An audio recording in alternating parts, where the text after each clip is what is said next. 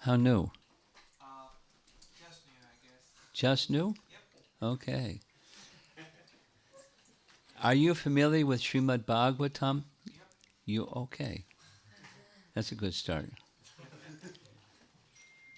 Because I wanted to speak something from Srimad Bhagavatam. Sir, I can't say I'm that familiar, but my mom used to read me that, so I think I know some verses. Oh, But really? if you could like recall, like tell them, I might be able to say like, okay, I heard it from my mom. I can recall that, relate that. Shrinvata Swakata Krishna Punya Shravana Kirtana. No, No, no bells. no, not right now. Maybe. Okay. Well, few things. This Gita Nagari visit was on the theme of Srimad Bhagavatam. There's a retreat, and everyone, the speakers shared the same theme. The theme was Srimad Bhagavatam, the refuge for this age of Kali. Refuge for the age of Kali, having everything to do with 1:3:43 Bhagavatam, where the verse says, now that Krishna has departed,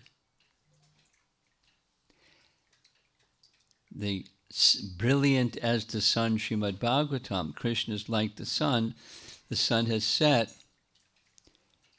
indicating the end of the previous yuga. Now the beginning of Kali Yuga has started, and it's darkness in all directions. But, good news, shortly after Krishna's departure, as brilliant as the sun, Srimad Bhagavatam has arisen to give light in this dark age of Kali.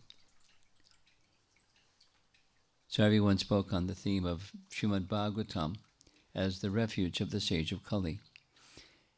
And I didn't know, but I heard yesterday morning that the Sadhu Sangha retreat, which is the same weekend as our retreat in Gitanagari, only it was in another part of the country, their theme was Srimad Bhagavatam. And something like what you've heard and understood from Srimad Bhagavatam, take a role of leadership. My guess is the persons that were organizing were encouraging the next generation of leaders to lead based upon the authority and the purity and the message of Srimad Bhagavatam. So it's a nice synergistic theme. And lo and behold, here's another one I just sent to a few people because it was just passed on to me. This is Srimad Bhagavatam 11:3:24 purport, Srila Prabhupada writing. It is being practically seen throughout the world that when the principles of Swadhyaya, which means study of the Vedas, is applied to these books, such as Srimad Bhagavatam, Bhagavad Gita as it is, Chaitanya Charitamrita, and the Nectar of Devotion, the sincere reader becomes infused with the ecstatic determination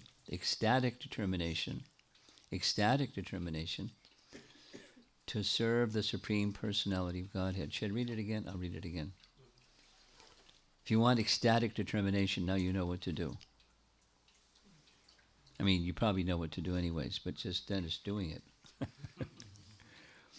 It is being practically seen throughout the world that when the principle of Swadhyayam, or Vedic study, is applied to these books such as Srimad Bhagavatam, Bhagavad Gita as it is, Chaitanya Charitamrita, and the Nectar Devotion, the sincere reader becomes infused with the ecstatic determination to serve the Supreme Personality of Godhead. when we visited in the Harmony Collective, which is just a hop, skip, and a jump away from here, one of the verses that was referred to by Ishwara Puri, and the topic was chanting with quality. That was the Harmony Collective topic. And going beyond mediocrity in chanting. So one of the nice references is from Padyavali, but it's a quote from Ishwara Puri. Ishwara Puri is the spiritual master of Chaitanya Mahaprabhu. Ishwara Puri was the spiritual master of Chaitanya Mahaprabhu, and he was a disciple of Madhavendra Puri. So just one verse specifically about the holy name, but the chanting of the holy name can apply to the other 4 topics or categories of devotional service. But they're led by the chanting of the holy name. So he writes something to the effect that those who achieve liberation by the path of mystic yoga, and by that path of mystic yoga, the liberation they achieve takes them beyond the material miseries and into the realm of transcendental bliss. Let them do that. Wasn't like critiquing. Let them do that. But as for me, lifetime after lifetime after lifetime, I'm simply seeking the transcendental ecstasy of chanting the holy name day and night. That's all I want. So I'm not seeking material happiness, not seeking liberation, seeking association with the holy name in a loving, ecstatic mood. We discussed. It's not that you just chant the holy name or read Srimad Bhagavatam and it means therefore birth after birth. Because we always talk about back to Godhead. What does back to Godhead mean anyways? It can mean what Vishwara Puri is saying. Some transcendentalists practicing mystic yoga, they experience transcendental union with the spiritual realm. Let them do that. But back to Godhead can mean that a Vaikuntha plane descends and takes you to Vaikuntha. That's what it can mean. But it doesn't have to mean that. There's this nice, maybe you know the nice description, narrated in Bhakti Rasamrita Sindhu or Nectar Devotion, where there's one Brahmana who became very old. And he was so old that he could hardly do his deity worship anymore. One day he was hearing a Bhagavad Katha, and he heard that one may also worship the deity in one's mind, and it's the same spiritually. And so he was so old, he took it seriously. That's a small thing, take it seriously and apply it. But he took it seriously and applied it. And so in his mind, this old Brahmana worshipped his deity. And because he wanted the best for his deity, in his mind he gathered the best paraphernalia, the best flowers, the best this and the best that.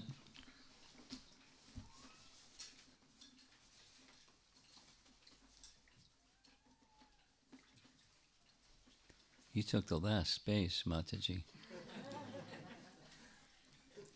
And he's the kind, he doesn't get restless, right? No? We'll find out.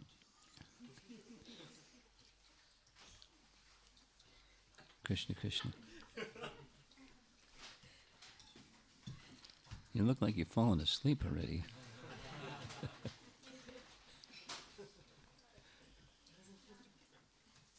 Okay, we'll see what happens. So, every day, bathing from the sacred rivers, and then finest of fragrances, scented oils, and sandalwood, and this and that, and dresses, deity, and the finest ornaments and finest jewelry, and then he would cook for, perform arti for the deity, and cook for the deity, and make his deity offerings to the deity, and he was in bliss. You know the story. Many of you know the story. You know the story? Yeah? How about you? You know the story? You're still awake, right? Okay. So, one day, he was making sweet rice, and in his mind, he was making sweet rice, and he wanted to see if it was cool enough because he didn't have a refrigerator, and sweet rice is supposed to be cool, at least not hot, but you have to cook it. So he stuck his finger in the sweet rice to see if the sweet rice was cool enough to offer to his deity, and his finger burned. And it startled him. He looked at his finger, and the finger was burned because it was the real thing. It was in meditation, but his meditation was so complete that what was going on inside is what affected the outside. His finger burned. He was startled. He looked at his finger, and then he looked up at the sky, and descending from the sky was Vaikuntha Vimana, and he get on board and took the spirit soul of that Brahmana back to the spiritual world. So back to God, it can mean like that, but back to God, it can also mean consciousness.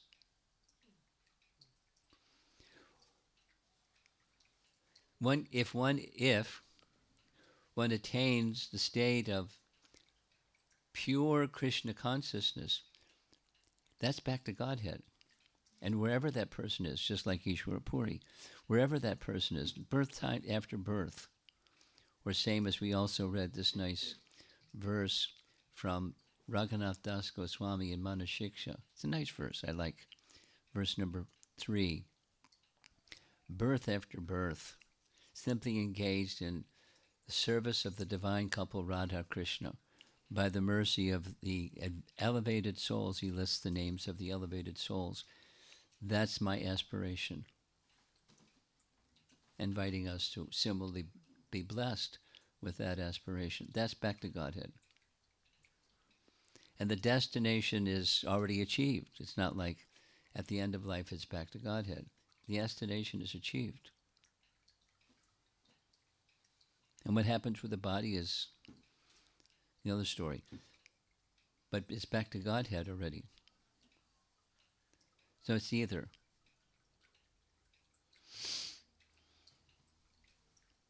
By hearing Srimad Bhagavatam, this mood that we just read Prabhupada's purport from 11.3.46, that's back to Godhead. The ecstatic determination to be exclusively engaged in serving the Supreme Personality of Godhead. That's back to Godhead. So how do you get there? That's a nice destination. What's the path? So that's the verse I wanted to read. Now, Canto 1, Chapter 2 and 3 address 6 questions that come in Chapter 1. And one of those questions is the goal of life and then the means to achieve it. So the means to achieve it, that's bhakti. Then how does bhakti begin and unfold. So what we did in Gita Nagari, I'd like to do here also. That is Canto 1, Chapter 2, verse number 4. If you know the verse, you can say it with me. Narayanam namaskritya naram chaiva narottamam devim saraswatim vyasam tato jayam udirayet. In that verse, the speaker, Sutta, says before uttering the Srimad Bhagavatam, which is the very means of conquest, one should first offer respects to these four. The Supreme Personality of Godhead, Narayana. 2. To the supremmost human being, Narayan Rishi. 3. To the goddess of learning, Saraswati. And to the author, Srila Vyasadeva. So we're offering our respects, and then we're going to recite a verse that comes right after or shortly after. That was number 4, and I'd like to read and discuss verse number 6. So it's right at the starting line for the Srimad Bhagavatam's message of the goal of life and how to achieve it. 1, 2, 6. Savai pungsam paro dharmo yato bhaktir adhoksaje ahaitukiya pratihata yayatma suprasidati. You're a good audience. You're not even looking at the book, but you know the verse. We'll do it one more time. It was very nice. Savai pungsam paro dharmo yato bhaktir adhoksaje ahaitukiya pratihata yayatma suprasidati. Suprasidati is a nice word. Completely satisfied. There's prasana and there's suprasana. Prasana means satisfied, and suprasana is completely satisfied. And there's a method for the Atma to become completely satisfied. There is not a method for the body and the mind to become completely satisfied. Good luck, because it doesn't exist. There's always some disturbance. It's just reality. Accept reality. It's never going to be suprasidati. But the Atma suprasidati, that's reality also, spiritual reality. And how do you get there? The supreme occupation, paradharma, the supreme occupation for all humanity. There's varieties of human beings, but something applies to all human beings. And that's paradharma, principle. And by which men can attain to loving devotional service unto the transcendent Lord. Transcendent Lord is Adhoksaja. Akshaja, Aksha is eyes. Akshaja, that which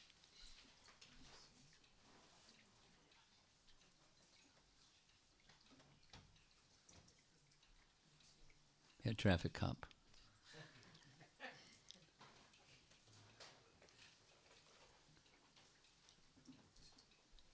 She can't fly, you have to move a little bit. So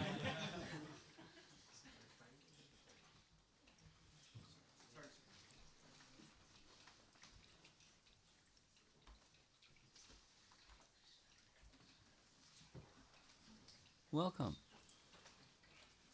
Do you like Srimad Bhagavatam? Yes. Me too.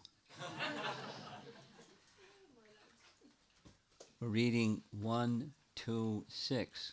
Srimad Bhagavatam, the process of achieving suprasidati, complete satisfaction. You ready? Okay, me too. That's paradharma, and it's hearing topics about adhoksaja. He was beyond the senses. Aksaja, adhoksaja. You can't perceive him with the senses, but you can experience him with transcendental senses. It's quite a mystery. Here's the part of the description of the puzzle. We're supposed to Rishikena Rishikesha Sevanam Bhakti Ruchate. We're supposed to use the senses to serve the master of the senses who is beyond the senses. Adhoksaja. How do you do that? By the linking process, Sarahasyam, the mysterious linking process of bhakti. Because behind these senses, there's spiritual senses. Or spirit. He's agreeing with me.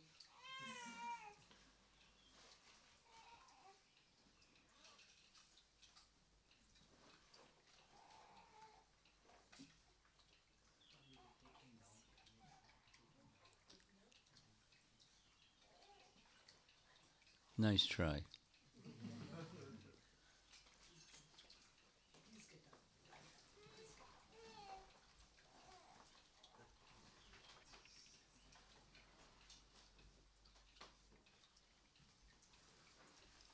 Sometimes it works, but usually it doesn't. The enthusiastic mother wants to bring the sleeping child to hear Harikatha, and then the child wakes up.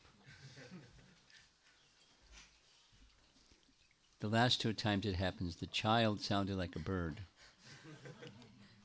Right? Exactly like a bird. Okay, back to Adhoksaja. The mystery of devotional service is the senses are coverings of something. The body is a covering of something, and the body is made of senses. So the senses that are covering are reflections of the spiritual form. It's not the spiritual form, it's not the true self. But to engage the material senses in service to Adhoksaja, it requires activating or engaging their spiritual senses. Just like hearing. So that's an easy one. When we're hearing with this thing, this fleshy thing on the side of the ear, side of the head. But it's not just that. There's an eardrum, and the sound. There's a whole science to how sound goes to the eardrum. The eardrum vibrates when it hears the sound. The nervous system sends a signal to the brain that says, "Aha, sound." A crying child. There's the sound. I recognize that sound. Because sound, according to Sankhya philosophy, sound carries an idea of an object. But spiritual sound carries the object, not just an idea. So hearing spiritual sound, although we're using the material senses to vibrate or to hear, the spiritual senses are being activated because it's spiritual sound, if it's spiritual sound. If it's not spiritual sound, then something else happens. The covering gets thicker rather than the covering gets lighter. And the spiritual senses are not, they're dormant.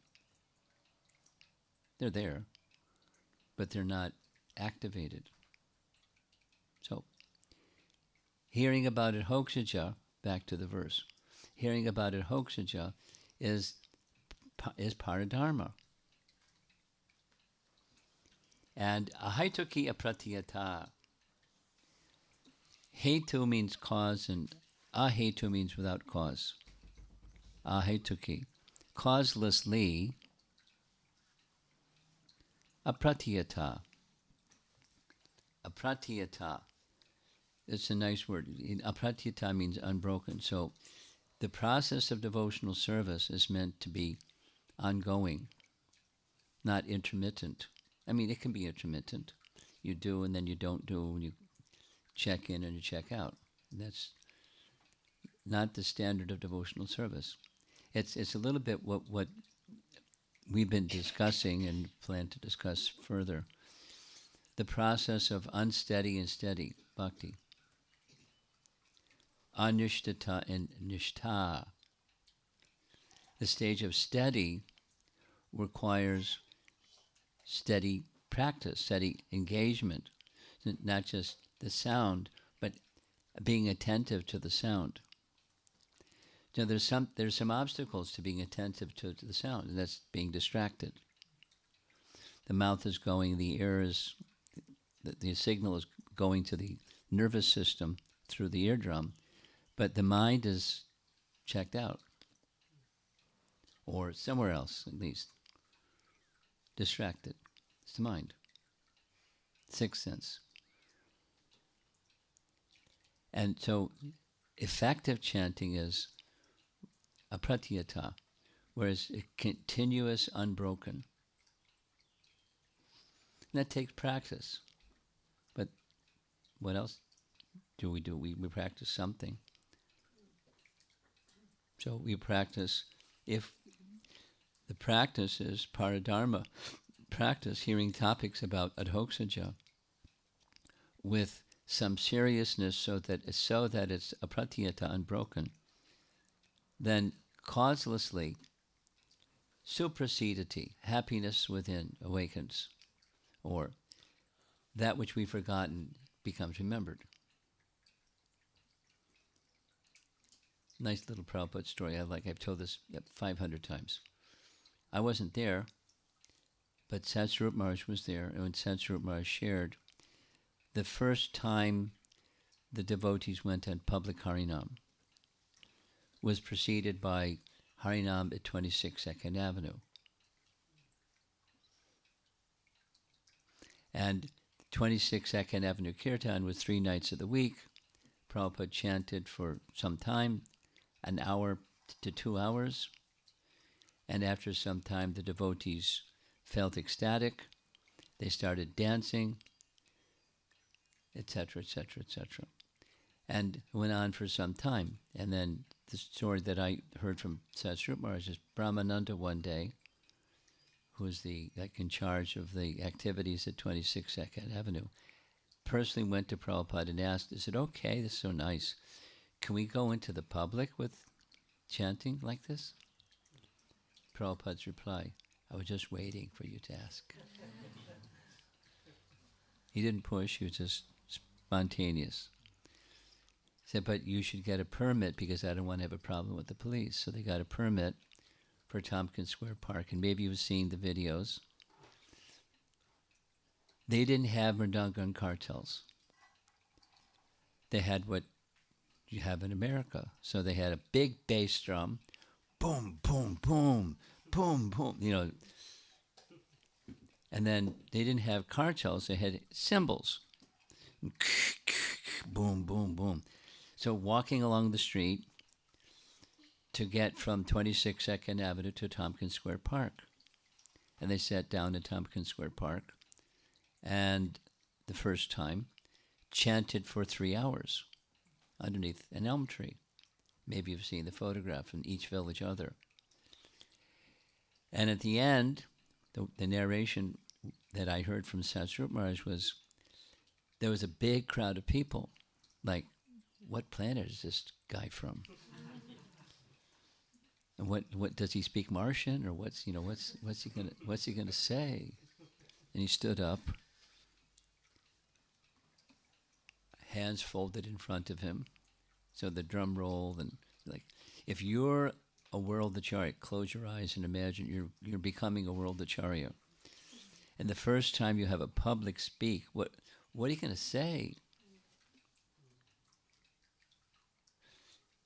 Prabhupada said, very simple, I've not come to teach you something new.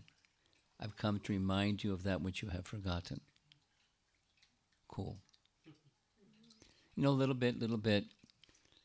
And then, an invitation to 26 Avenue, 2nd Avenue. We do this 3 nights of the week, and please come, and we serve prasadam. And it was very short and very sweet and very right to the point. He knew what he was doing. He was yenatma suprasidati. He was wanting to give that same sound vibration that would result in people remembering who they really were, which is what they've forgotten. And remembering who you really are includes, by the way, remembering where you've come from. And it's not, chemical combination, chemical evolution. It's we come from the Supreme Person. He's our eternal, worshipable superior. He's our master, we're the servant, and we forgot. We were thinking something else. But the original consciousness, when revived and the covering is cleansed away by this very process described here, Prabhupada had full faith in the Bhagavatam. I'm going to read the purport, and this was written at Radha Damodar Temple, knowing what his mission. His mission was to go to the English-speaking parts of the world. That was his mandate. And deliver the message of Chaitanya Mahaprabhu, which is the message of Srimad Bhagavatam. They're identical. Say it again. The message of Srimad Bhagavatam is the message of Chaitanya Mahaprabhu. The message of Chaitanya Mahaprabhu is the message of Srimad Bhagavatam. Seamless identity of the two, although they have different titles. Expressed in the way that Mahaprabhu expressed in the way that Vyasadeva expressed, but identical message. So here he is in Vrindavan, in the Radha Damodar little room, composing the following verse for his mission. In this statement, Sri Sutta Goswami answers the first question of the sages of Naimisharanya. The sages asked him to summarize the whole range of revealed scriptures and present the most essential part, so that fallen people or the people in general might easily take it up. The Vedas prescribe 2 different types of occupation for the human being. One is called the pravriti marg, or the path of sense enjoyment. And the other is called nivriti marg, or the path of renunciation. The path of enjoyment is inferior. The path of sacrifice for the supreme cause is superior. The material existence of the living being is a diseased condition of actual life. Actual life is spiritual existence, or Brahmabhuta existence, where life is eternal, blissful, and full of knowledge. Material existence is temporary, illusory, and full of miseries. There is no happiness at all. Now, some people might object. Wait a minute. There is just a futile attempt to get rid of the miseries, and temporary cessation of misery is falsely called happiness. Therefore, the path of progressive material enjoyment, which is temporary, miserable, and illusory, is inferior. But devotional service to the Supreme Lord, which leads one to eternal, blissful, and all-cognizant life, is called the superior quality of occupation, paradharma. This is sometimes polluted when mixed with the inferior quality. For example, adoption of devotional service for material gain is certainly an obstruction to the progressive path of renunciation. Renunciation or abnegation for ultimate good is certainly a better occupation than enjoyment in the diseased condition of life. Such enjoyment only aggravates the symptoms of disease and increases its duration. Therefore, devotional service to the Lord must be pure in quality, namely, without the least desire for material enjoyment. It takes a while to get there. One should, therefore, accept the superior quality of occupation in the form of devotional service of the Lord without any tinge of unnecessary desire, fruitive action, and philosophical speculation.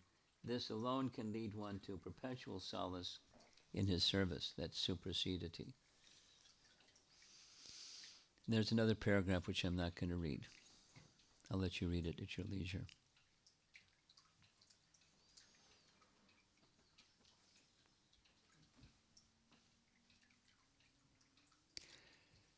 Prabhupada had a gift for writing.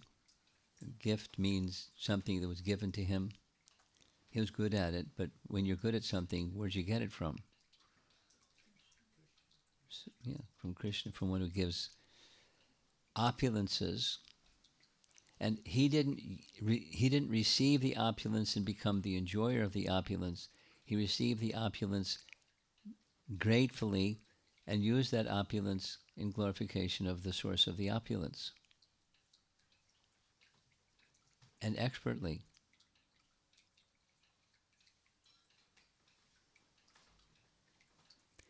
Under the order of Bhaktisiddhanta to do exactly that.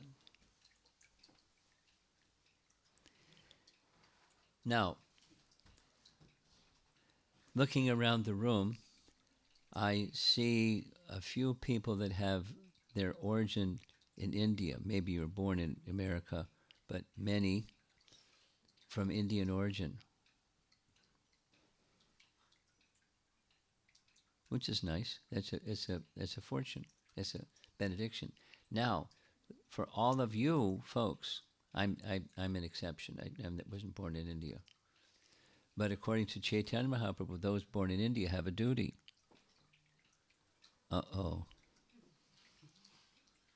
What's the duty? 2, make your life perfect. And the second is take those teachings that made your life perfect and give them to everyone in the world, or to your capacity to others, and wherever you are in the world. So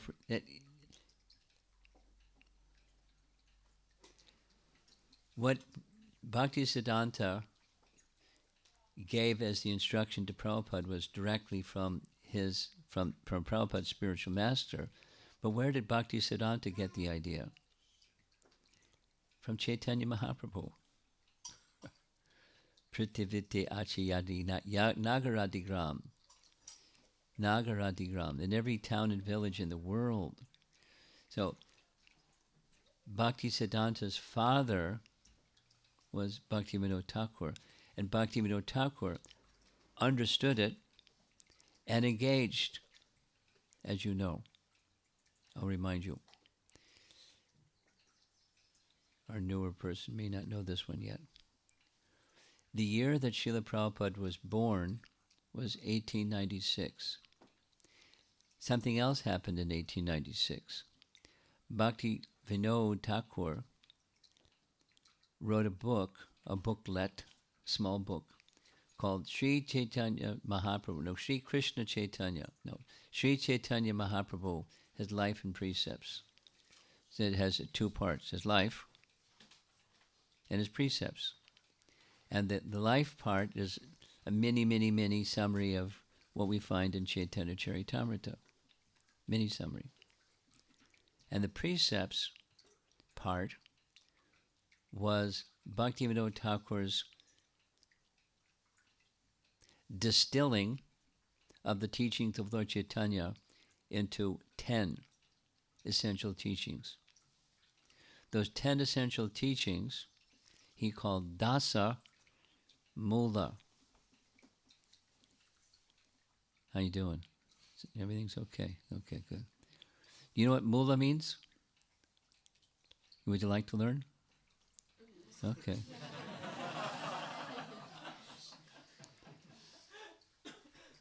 Mula means root.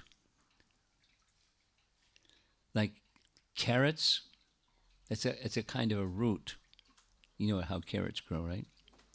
And there's this green thing up top, and then in the ground there's a root. That's a carrot. There's white ones in India, they call them mooli. You heard of that before? Radish? You're no fun. Okay, I'll stop picking on you. So, Dasamula, the 10 root or essential teachings of Chaitanya Mahaprabhu. Now, where did he come up with that? He didn't just like pull it out of the air. It is drawn from Vishwanath Chakravarti Thakur's statements of the essential teachings of the Bhagavatam, which closely resembles the essential teachings that Madhvacharya wrote, the 10 essential teachings of the Vedas. So it's just, he was, from his own heart and realization, stating what those essential teachings are. And he wrote 100 books. Try writing a book. He wrote 100 books, and it was in like 80% of those 100 books. You know, sometimes it's just a list, and sometimes it's more than a list, and sometimes it's a whole book.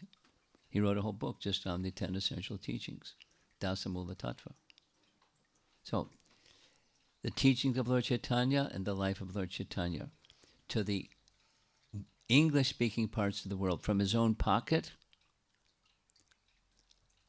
he wrote, and he published, and he put it in the mail, or had somebody put it in the mail, and sent it to universities, because his vision was, at least, the educated people of the world should know who was Lord Chaitanya and what are his teachings. And the Srimad Bhagavatam was not available yet, which because the teachings of Lord Chaitanya are the teachings of Srimad Bhagavatam, and vice versa.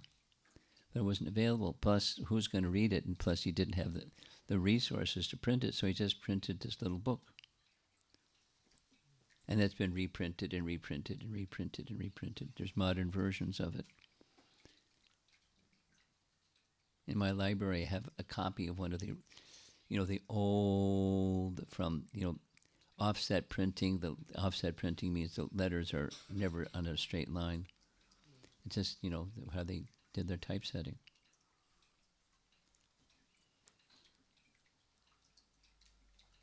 Teachings and precepts, teachings and life of Chaitanya Mahaprabhu to give to the world. So Prabhupada did what Bhaktisiddhanta asked him to do, which is what Bhaktivinoda Thakur asked him to do, which is what Chaitanya Mahaprabhu wanted all of you all that have been born in India or born in ancestry from India, recent ancestry at least. Make your life perfect.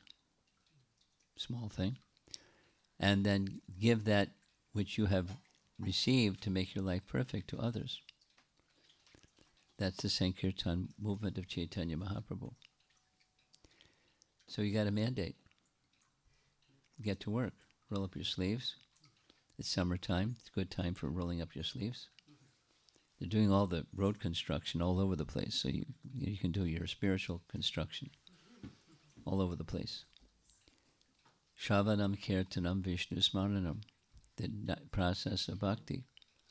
And the Srimad Bhagavatam itself is that sound vibration that is meant to bring light into this dark age of Kali so people can see what's what. when the sun sets, now there's technology, so we have lamps and all kinds of things. But in previous age, there wasn't all that technology. It was just when the sun set, that was it. So maybe fire, maybe the moonlight, maybe something. But as brilliant as the sun, so illumination can be experienced anywhere and everywhere. Okay. The princess came in for a landing.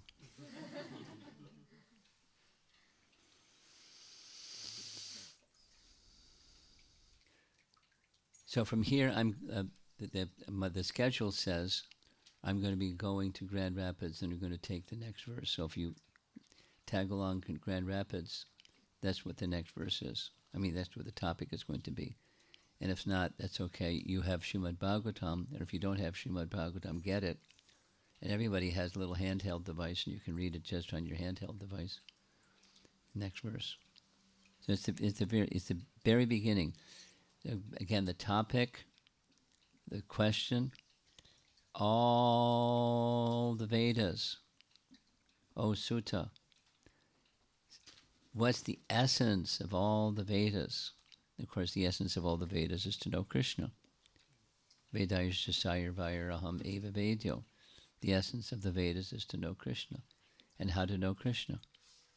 Ask her, she knows. By hearing topics of Adhoksaja, Paradharma.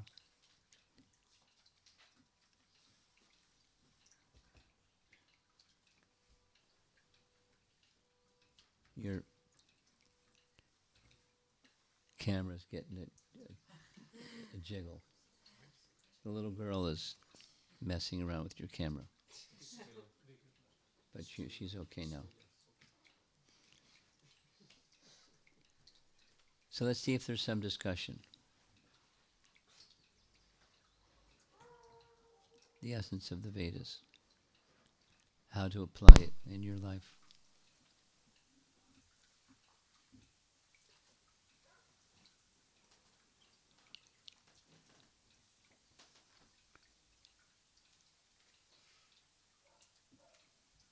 Yes. I have questions from previous classes. Is that okay? Yeah, sure. No one else is waving their hand. This one is from last night about Sudama Brahman.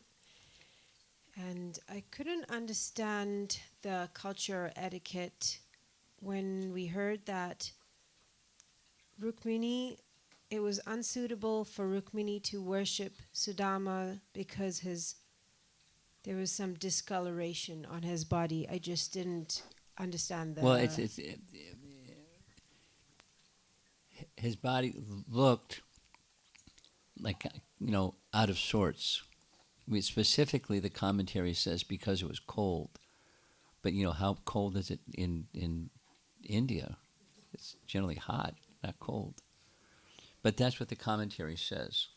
So if the body is not firm and, in good condition, then the goddess of fortune to serve and worship such a personality wasn't suitable for her, of that person of her position, the goddess of fortune.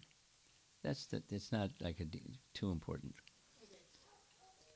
The main message was, however, although one might say like that, she did anyway. She was very happy because Krishna was very happy, and she was happy to do as Krishna was doing.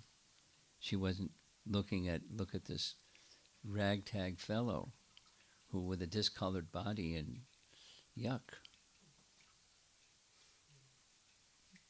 She was happy. That's the main point. Go ahead. You've got 5, 6 things probably. This one is from the class at the Harmony Collective. Okay. This is like a clarification or confirmation. I heard that the vocative of both Hari and hara is hare. Yes. However, is it for sure that in the Maha Mantra, the hare is referring only to Radharani, even though the vocative of Hari is also hare? On the authority of our acharyas, yes. And I was thinking a little bit more.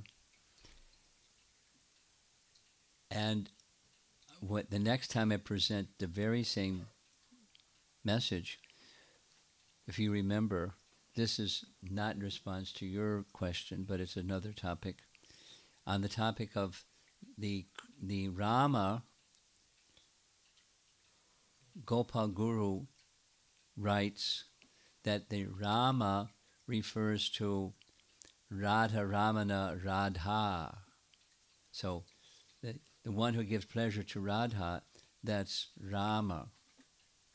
That's his commentary. Now, in Chaitanya Charitamrita, there's another authority that says, some people argue, Rama refers to Lord Ramachandra. Some others say, Rama refers to Lord Balaram. Prabhupada's purport. They're both right. Now we have three. Can refer to Krishna, can refer to Ramachandra, and can refer to Balaram. But, back to how do we know? We know on the authority of the acharyas. Now, from Sanskrit rule, would it be okay? The answer is yes. To say hare refers to the vocative, I pronounce it vocative, you're saying vocative. The vocative of Hari. So it would also be correct. In terms of the rules of Sanskrit. But there's other rules besides the rules of Sanskrit. And that is, we don't worship Krishna separately, we worship Krishna with the energy of Krishna. And therefore refers to Hara, and the vocative becomes Hare. That's how we know. You got it? Yes, ma'am. Okay, good. Wait a minute. We've been holding her back and letting her go. You have 6 more probably. Yes, but Okay. I'm okay to share. Okay. So, as we discussed, I can speak to Yeah, you can, but there's a recording. Yeah, so the question is like today we discussed about the physical senses. Yes. And we say Hare Krishna and that goes to our ear and then we can get in the brain. And sometimes our mind took over it and it just roam here and there. Sometimes. Yes. Most of the times, basically. Yes. Sometimes we get actual hearing and we are in the deep When? thing. Tell me when. Actual hearing. Here's something that Prabhupada said. This is, from one of the devotees that Prabhupada was guiding, saying, if you just hear one name of Krishna with full attention, that's sufficient for ecstatic love of God and back to Godhead ticket. Just one name. Just one name out of the 16. Go ahead. I see. Yeah, so it's like whenever we chant We're along, generally distracted, yeah. yeah, when we chant, we get distracted. Sometimes in between, we get deep into that, but then it just... You're a special person. So my question is, as you mentioned, with the practice, Yes. we get more concentrated, or with time, we get this spiritual senses get activated and all this things. Yes. My question is, how do we practice it? How? Just to bring our mind to that thing, or it will come with over time? Or something? No. Not the second one. It's not a mechanical process. Not a vending machine. I see. Put in the proper coins, pull the lever, attentiveness, down the chute comes attentiveness. Sorry, Charlie. So the practice means just to bring our brain to the... Well, not just, there's the negative, bring it back, but then there's the positive. Invest it where it should be. I see. There's a very nice commentary that I just read on the stage of nishtha. You familiar with what the meaning of nishtha? Nishtha means steady. Naishtaki or nishtata bhakti, steady bhakti.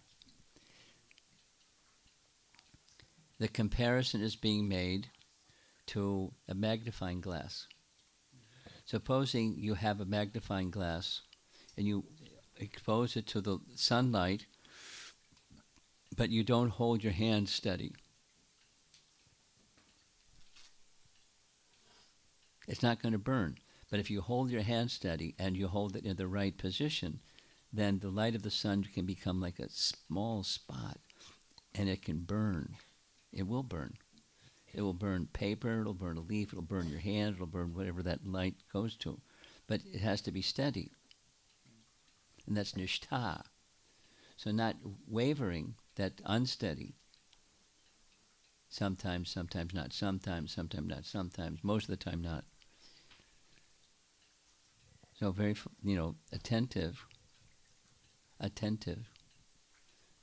means the opposite of distracted. So one has to get on the other side of distraction. And how do you do that? Practice. It's not just bring the mind back, but be attentive. Why it is too hard to control the mind?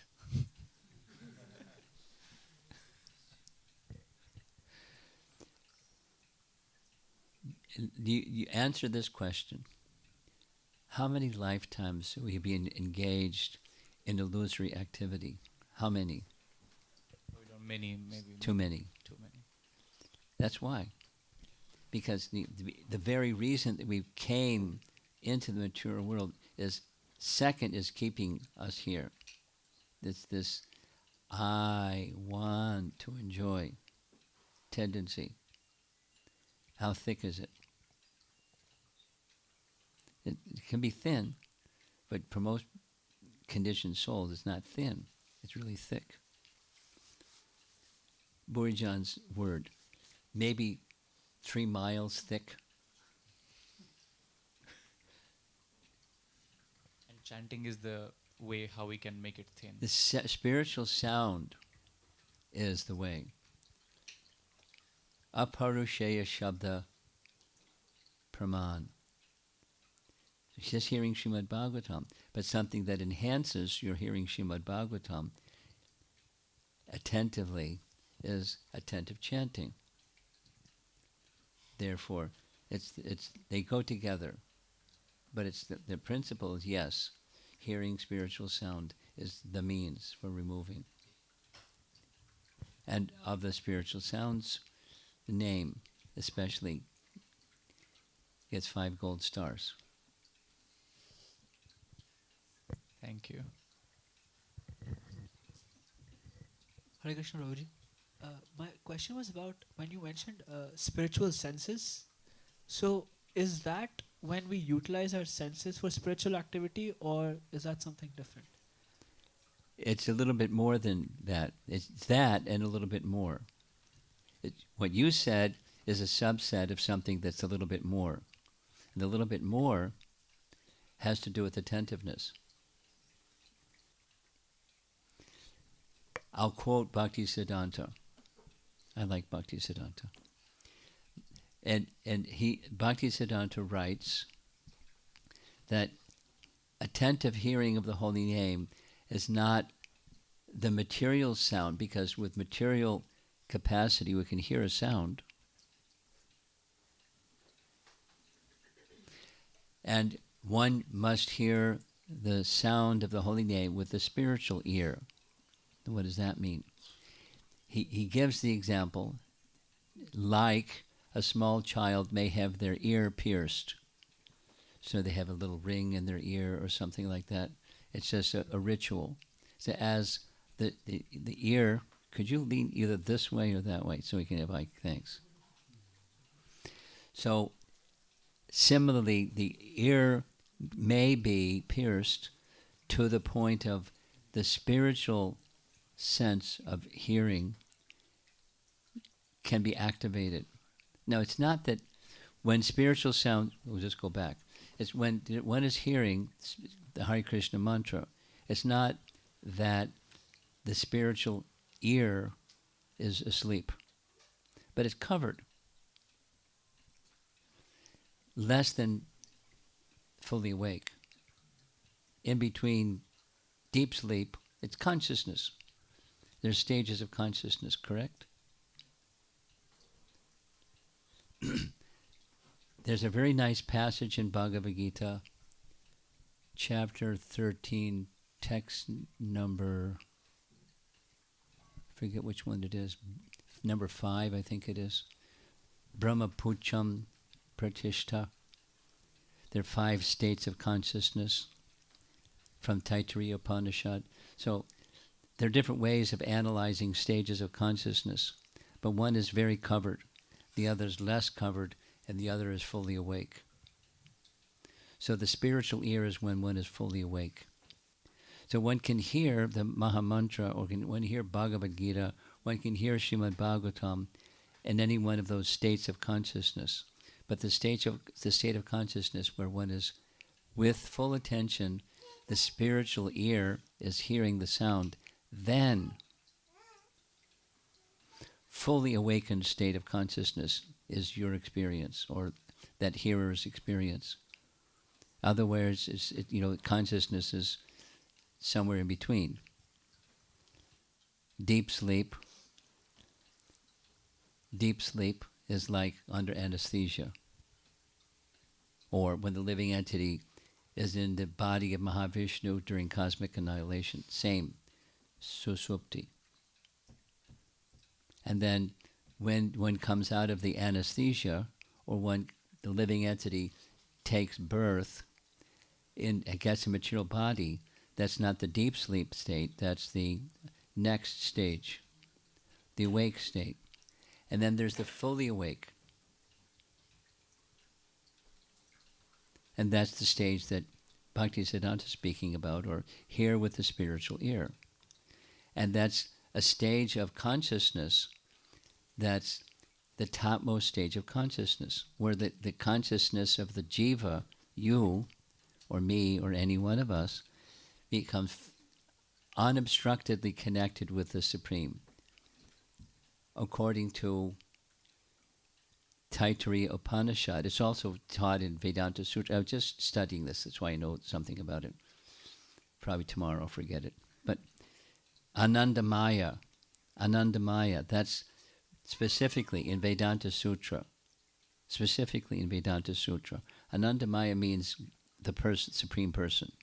For one's consciousness is connected unrestrictedly with the Supreme Person, that's hearing with the spiritual ear, then you become also filled with Ananda because of that unimpeded contact with the Supreme Person, the Anandamaya Abhyasat. And Abhyasat means after prolonged practice.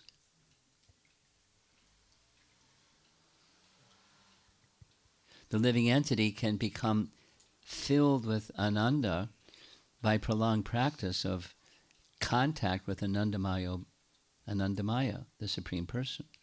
And the primary means for that is, in this age, is the holy name. But also Srimad Bhagavatam. So that they're a good fit.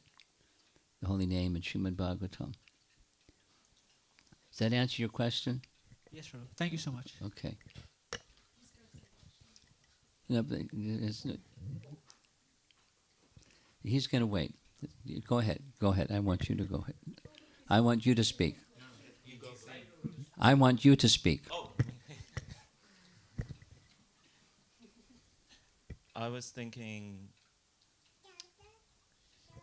we deal with so many things, not just hearing and chanting 24 hours. You motion with one hand and keep the microphone steady with the other hand. Okay.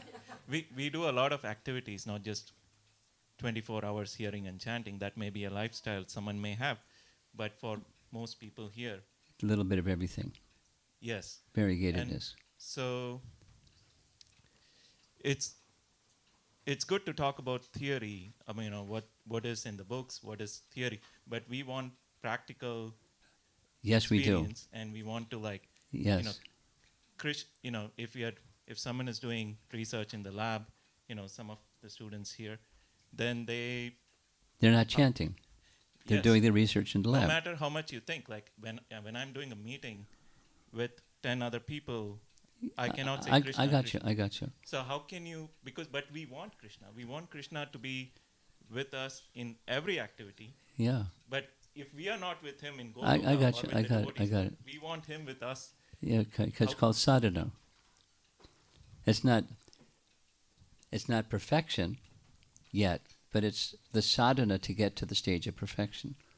So the sadhana means two things in principle: cleansing and awakening. So you do your sadhana, and there the research lab student is doing their research lab stuff, and every day, audinam means every day, every day, every day. You give as fully as you can, give adarat, give respect and careful attention to.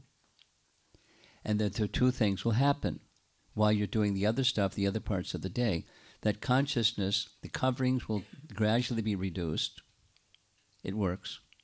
And just like this little verse that we read, purport from 11th canto, the ecstatic determination to be engaged in devotional service to the Supreme Person awakens. So, as that awakens from the sleep state and the coverings are removed, continue, and may your life get to the stage where you can be the research guy, you can be the office guy, or whatever the external is, and your consciousness is with Krishna. How likely is that? Rare. Is it possible? Not only is possible, that's the intention. So it's supposing you're not there yet, which is what your question is. So if you're not there yet, you practice. That's sadhana. And from sadhana comes sadhya, the goal. So, to get here, there's a lot of traffic. That's why we're a little bit late. But the destination was put in the GPS before we started. Just put the sadhya in your GPS. You do what you're doing, he's going to do what he's doing, and someone else is going to do what they're doing. And those two things will go on if you do the two things that Rupa Goswami says one should do. Every day, without fail, every day, not sometimes, every day, and with respect of the name and the person who is given the name, the preceptor that gives guidance in how to lead your life. So respect to the teacher and the teachings and the process and the sound vibration itself. So you cultivate, that's sadhana, you cultivate, practice. With faith. With faith. Okay? Or this young man is next. Pass the microphone. So you have 6 senses. See, taste, hear, touch, smell. So, but there's 6. So you have brain. But why would you need see, touch, and all the other ones when you don't have brain? If you didn't have a brain, you couldn't see. If you didn't have a brain, you couldn't touch. If you didn't have a brain, you couldn't see. Smell. So we can't see Krishna. We can't smell him. We can't look at him. So, but the only way we can actually mentally see him is by thinking of it, right? Can you follow what he said? 10%? Even you can't follow. Okay. How about this? You tell mom, later mom can tell me. Giggle. Okay. He has something. Oh. Let's hear your version of what you think he said.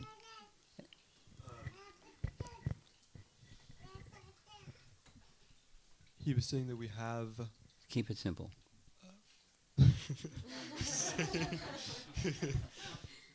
He was saying we have our five senses, or he said six, but the five senses, Yeah, five senses. and we cannot, but we can't perceive Krishna with any of them. That's right. The only thing that we can, the only way we can perceive Krishna is in our mind. No. That's, I think, what would, that was your question. But it's not in the mind. That's not the only way that one can perceive. One's senses can become, the other five, in addition to the sixth, can become fully spiritualized. The seeing or experiencing is not only in the mind. It's with one's spiritual senses. So nice try. Now something over here. And it's 1:30. What time does is supposed to end? 1:30? Yes. 1:30. You have the last question. No, there's no hurry. But you got the last question.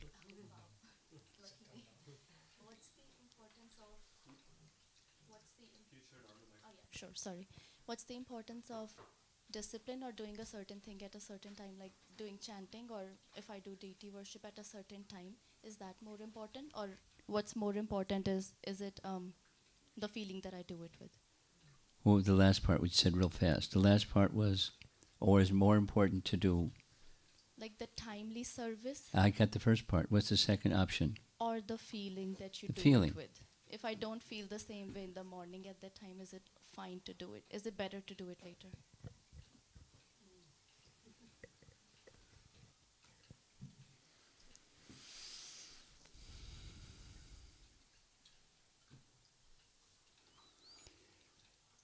Sadhana, particularly the sadhana of deity worship, has the two most important parts of deity worship: cleanliness and punctuality. Now, the deity is very kindly making himself and or herself available to us in a form that we can directly, with our material senses, engage with and become purified. That's a mercy manifestation. And recognizing with respect the standards of deity worship is many, but topmost, cleanliness and punctuality. So if you have the option, going, generally speaking, over a period of time, is it better to be regulated with your deity worship, or wait until you get the right feeling and then you do your deity worship? The right feeling for deity worship should be according to the standards where cleanliness and punctuality, as far as possible, are observed.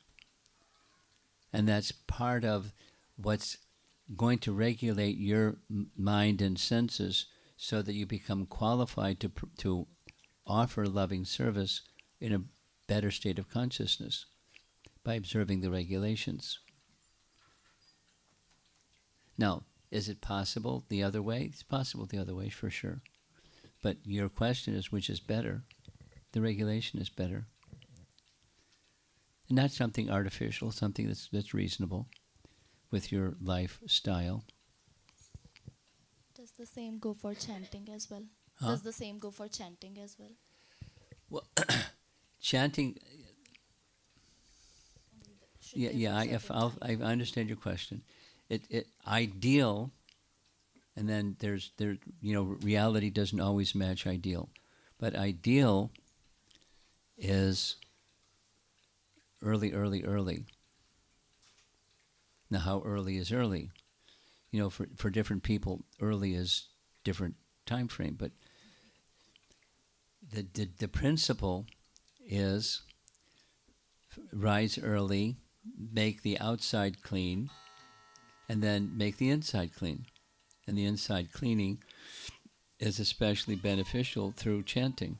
Now, chanting may be done before or after your deity worship, but ideal is early, chanting early.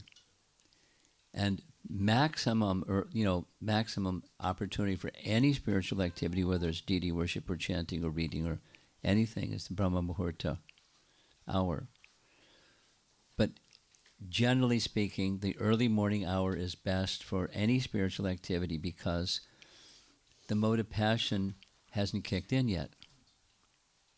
And if your body is sufficiently rested, because by regulation, as far as possible, you rest early, get sufficient rest, rise early, and before the busyness of the day begins, you can be most focused on spiritual activity, including sound. Just a little sharing. There's a devotee, maybe some of you know who this devotee is. The devotee's name is Shyamasundar Prabhu. You know who you're smiling? You know who he is? Okay. It's a Tamal Krishnamurti's disciple. Previously, he was the temple president in Houston, and then he turned over the presidency to somebody else. And now he's immersed in chanting japa. And he had, because of the different time zones for people that like to tune into his, I guess it's a Zoom link or something like that, he gets up every morning and begins his chanting at 2 o'clock to catch the different time zones. And he goes on up until 8 o'clock for 6 hours every day. He's absorbed in chanting, a little bit of sound, a little bit of message, a little bit of something, inspiration, Krishna book, something. But primarily, I got this morning when I got up, I went to the kitchen, and there was Shamsundar chanting japa. I join his call in the morning. But he's up at 2 o'clock in the morning because that's Central Time Zone. And for the East Coast, it's 3 o'clock in the morning. But for India, it's anyway.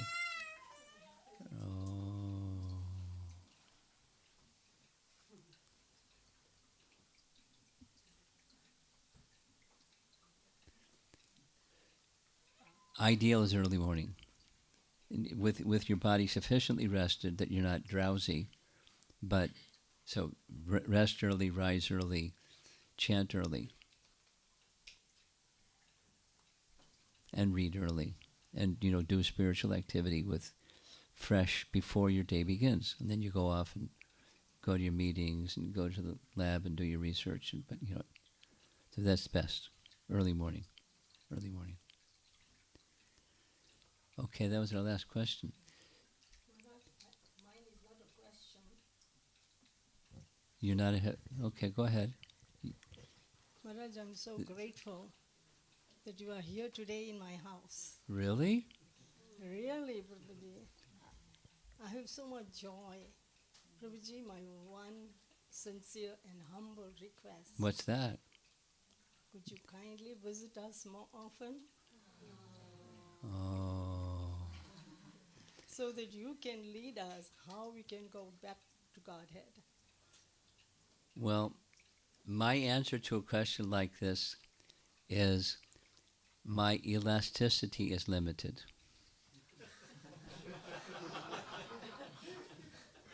I'm stretched. I'm stretched thin. And you want me to stretch more. More. Prabhuji, I will pray to Krishna Okay, you can pray that to he Krishna. will give you the strength to stretch more. I'm doing lots of yoga. But it's certainly possible that through bhakti yoga, the limited can become a little more towards the unlimited. But I don't know about it. I'm stretched. I'm like really stretched. Maharaj, thank you very much. I'm so grateful that you have given us such a wonderful lecture. I read Bhagavatam, but I cannot understand the way you have explained. So we need you. Well, little sharing about the Bhagavatam, and this is particularly for, you're just kind of getting acquainted with Srimad Bhagavatam. In getting acquainted with Bhagavatam, it's, you extend to something that's outside.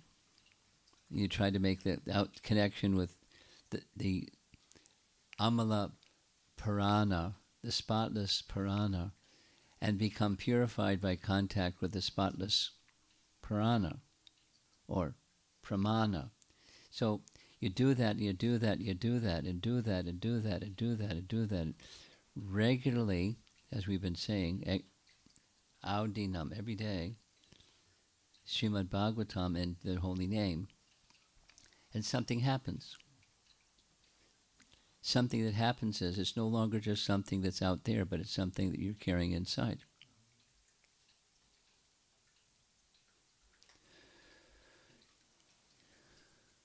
See this young lady over here? She shared something with me that I didn't know, but she's been reading with a group of devotees for 5 years, every day, for 5 days of the week. And I'm sure she can verify, besides it's nice, it's what starts to happen is you carry it inside. And when you carry it inside, the outside continues to be the same outside. It's still getting Kali-yugaized and degraded. But the inside is very spiritual strength, clarity, flexibility. Do it regularly. Find that persons like yourself read on a regular basis. Regular can mean whatever regular means. It can be once a week or 5 times a week or 7, whatever it is that's regular. Huh? Every day. Every day. Every day. I know another, I didn't share this with her, but I know another group. For 10 years, she's been at it for 5 years, 5 days of the week, Monday through Friday.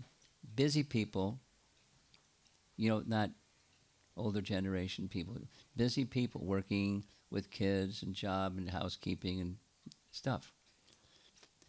7 ladies for 10 years, for 45 minutes every day, for 10 years, reading Srimad Bhagavatam. Every now and then they, it's festival time, so they read Chaitanya Charitamrita because it's Gaur Purnima or something, something, something.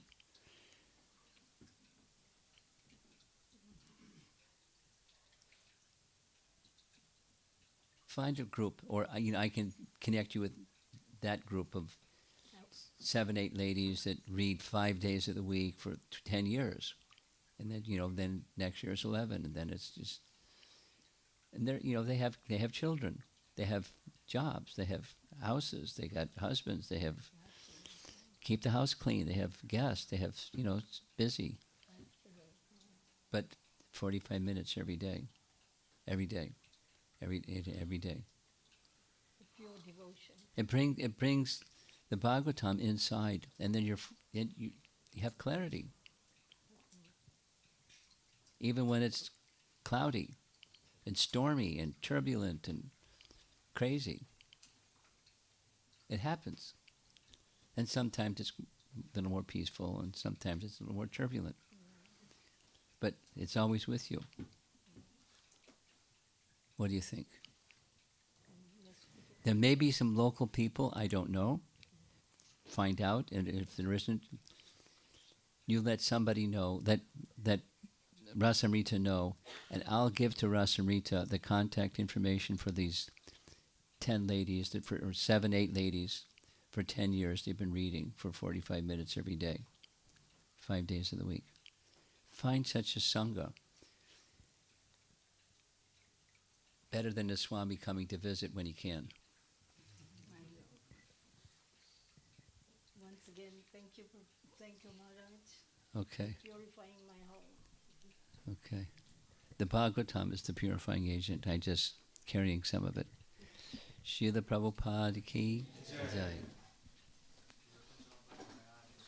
Jai.